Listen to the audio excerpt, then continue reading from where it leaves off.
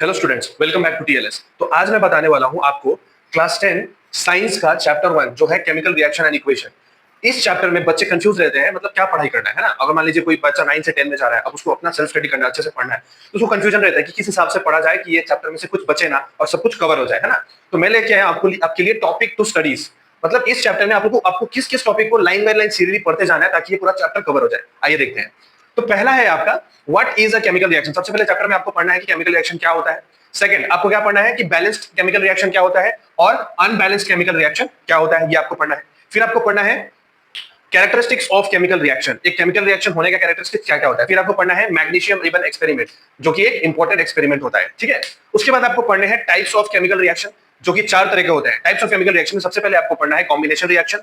Combination reaction में आप देखेंगे कि उसमें आपको एंडोथर्मिक रिएक्शन और एक्सोथर्मिक रिएक्शन, ये दोनों के बारे में भी पढ़ना होगा और साथ में आपको एग्जांपल्स भी देख लेने होंगे।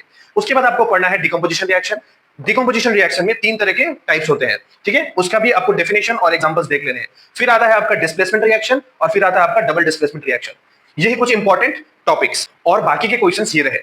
नंबर 6, व्हाट इज ऑक्सीडेशन और उसके एग्जांपल्स। व्हाट इज रिडक्शन और उसके एग्जांपल्स, ठीक है। व्हाट इज रेडॉक्स रिएक्शन और उसका एग्जांपल। 9 नंबर में define corrosion and what are the effects of corrosion, ठीक है। 10 नंबर प्रिवेंशन ऑफ कोरोजन, यानी कि कैसे हम कोरोजन को प्रिवेंट कर सकते हैं। 11th, what is rusting, formula of rust, है ना, रस्टिंग क्या है और उसका फॉर्मूला क्या होता है, ठीक है। Basic difference between rusting and corrosion. Rusting और ये आपका रस्टिंग और कोरोजन जो होता है, ये एक तरह से सेम प्रोसेस होता है, बस इसमें एक छोटा सा डिफरेंस होता है, वो दोनों के बीच के वो छोटा डिफरेंस आपको पढ़ लेना है, ठीक है। 13th क्वेश्चन है आपका व्हाट इज रेंसिडिटी और उसके एग्जांपल्स देख लेने हैं आपको, उसके एग्जांपल्स देख लेने हैं, ठीक है। और लास्ट क्वेश्चन जो है वो है बैलेंसिंग केमिकल इक्वेशन। इसमें न्यूमेरिकल्स आते हैं, मतलब आपको कुछ केमिकल इक्वेशन दे दिया जाएगा, ठीक है, और आपको उन लोगों को बैलेंस करना होता है, ठीक है। होल नंबर को डाल के उसको आपको बैलेंस करना होता है।